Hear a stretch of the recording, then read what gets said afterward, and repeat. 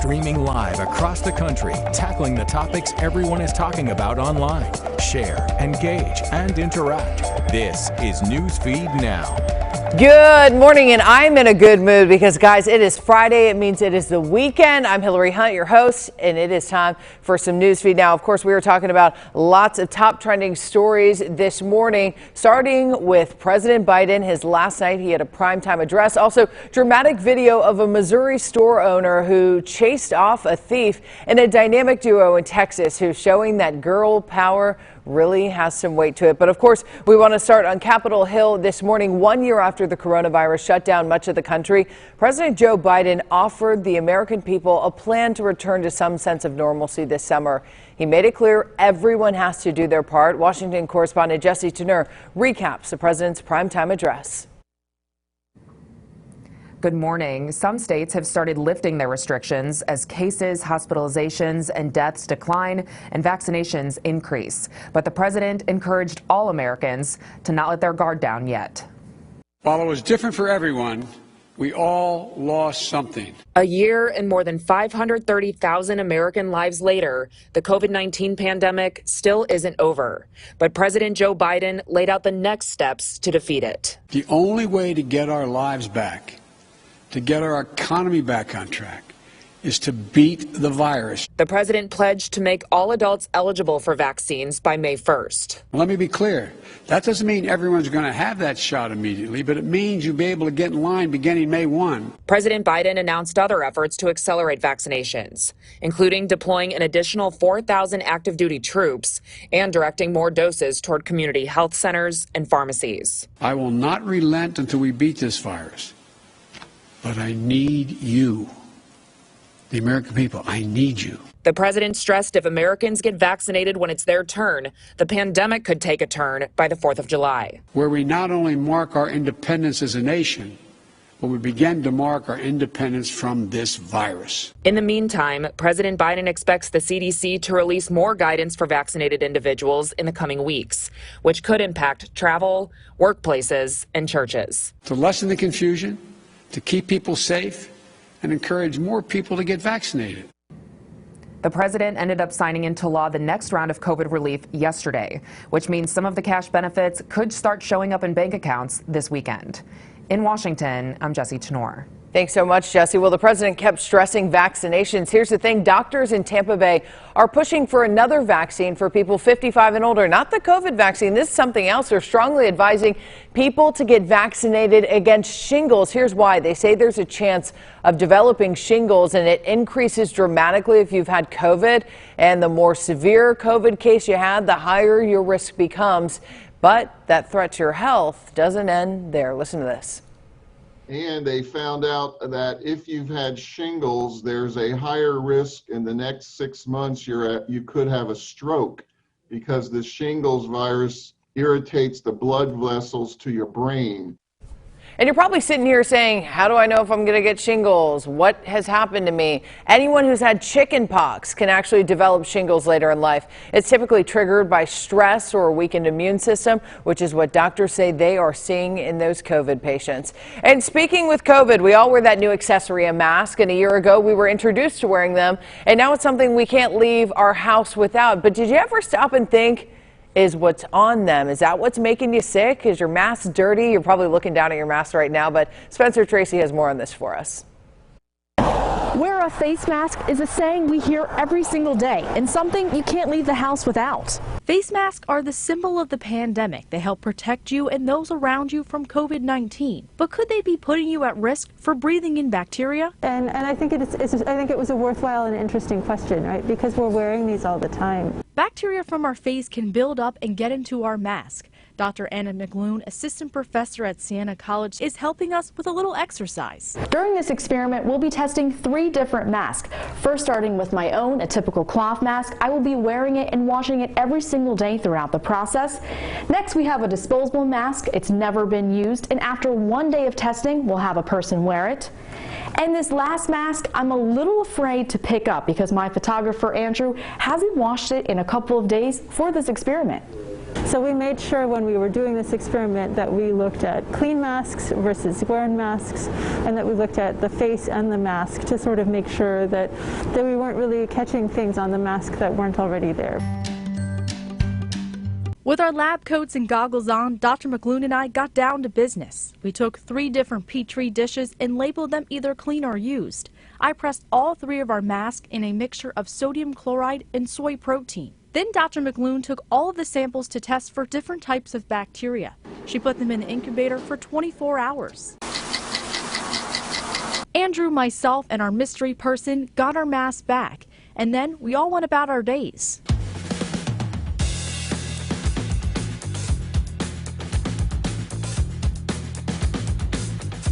After I went home, I threw mine in the washer, while Andrew and our mystery person just threw their mask down. We went back the next day to test our mask after 1 day.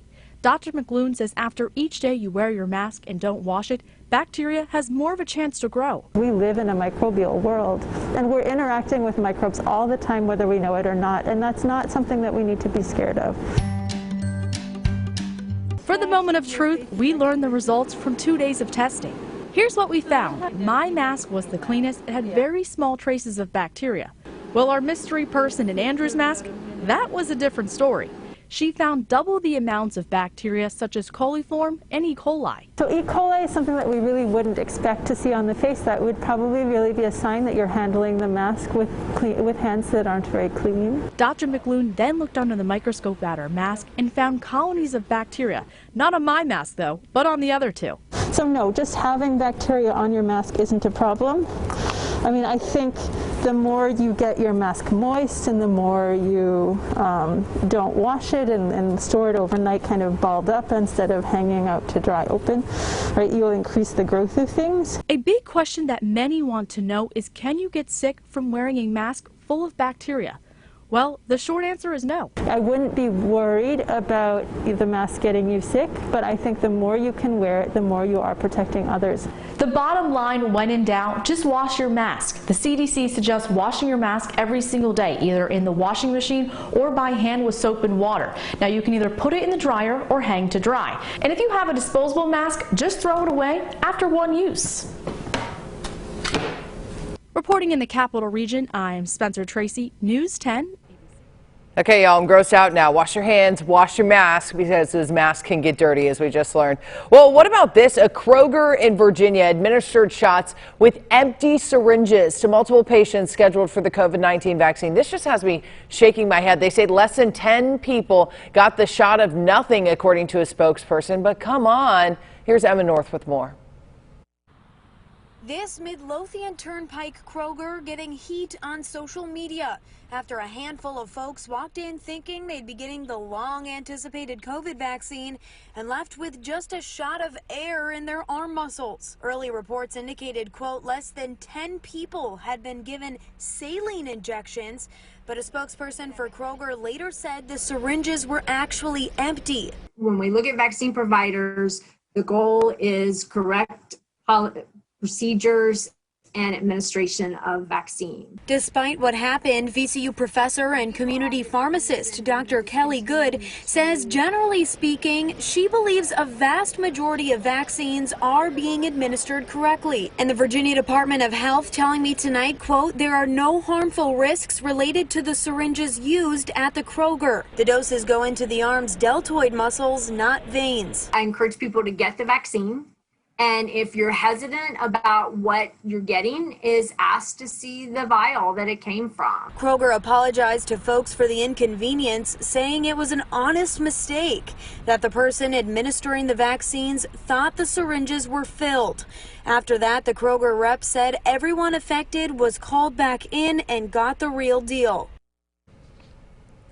Oh my gosh, on that one. Well, in the Midwest, you're going to want to look really closely at your screen for this one. Shocking surveillance video shows the moment a local store owner had a gun pointed at her head. Sharifa Jackson tells us how the suspect in this case didn't get away very easily. Take a look. We do not have the world's smartest criminals here in Abingdon.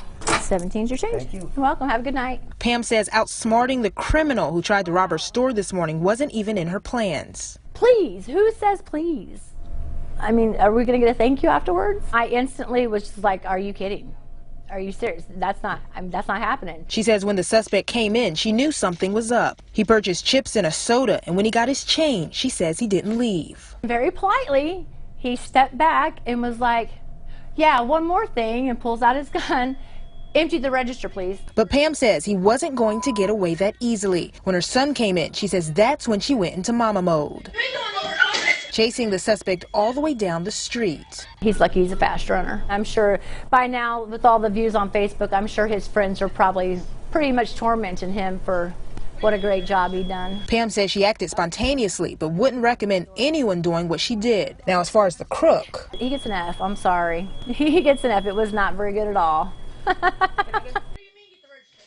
She can laugh about it now, but obviously, guys, we do not encourage you to ever chase after a suspect, especially one with a gun, but we're glad that everyone's safe. Well, over in Texas, a female duo out of high school is doing some heavy lifting, proving girls are not only empowered, but also pretty powerful. Here's Jessica Rank. The Wiley High School doghouse during fall season workouts is nothing short of intense. 25 or 10. Now this spring, it's relatively the same, but this time joining the men on the racks are Marissa Machado and Briley Ross. I started coming to the gym after school or just working out during the week. Machado says she lifts weights for volleyball. I've always just enjoyed lifting. But it wasn't until a day with the boys when she started pushing the pounds.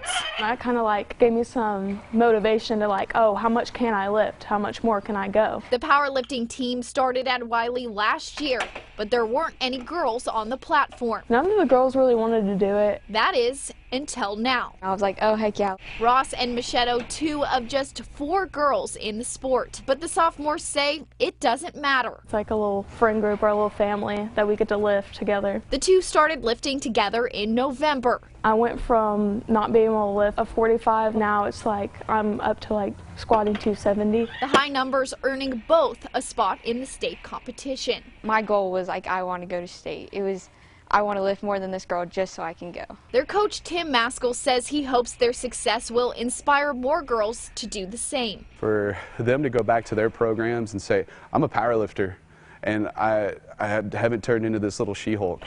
Just still be able to maintain that balance of I'm beautiful and I am strong. That's the cool part to me. The 2, a perfect example that girls can do anything boys can do. In Abilene, Jessica Rank, KRBC, Abilene's local news. Don't mess with volleyball players. We can lift pretty heavy. Jessica Rank now joining us from Abilene, Texas. And Jessica, in your story, you all started with saying that they were volleyball players who enjoyed lifting. And then they said, hey, let's take it one step further. Yeah, I think we see this a lot with, multi-athletes. You're playing volleyball. What are you going to do during the off season? And they started going to the gym. And like I said in my story, hanging out with the guys, they said, do you want to try and lift? And then all of a sudden girls are like, you know what, we can do this. And let's see how far we can push our limits. And then you said in your story, in the state of Texas, there's actually state competitions. Elaborate a little bit on that. So they're competing on a state level. Yeah, so they have different competitions just like any sport does where you're playing during the season. Then they go to regionals, and both of those girls, not only did they break personal records during those, but they also made it to state. So they're going to compete in Division 5A, which is an area in Texas. It's one of the smaller areas in Texas, but they get to go up against girls all throughout the state, which is going to be really awesome for them. Yeah, congratulations to them, and hopefully some more girls hop on board with their team as well. Jessica, thanks so much for joining us out of Abilene, Texas. What a strong way to end the show, guys. Thanks so much for joining us, Newsfeed Now. I hope you enjoy your weekend, and I want to see you right back here on Monday where we're going to bring you more top trending stories. Bye.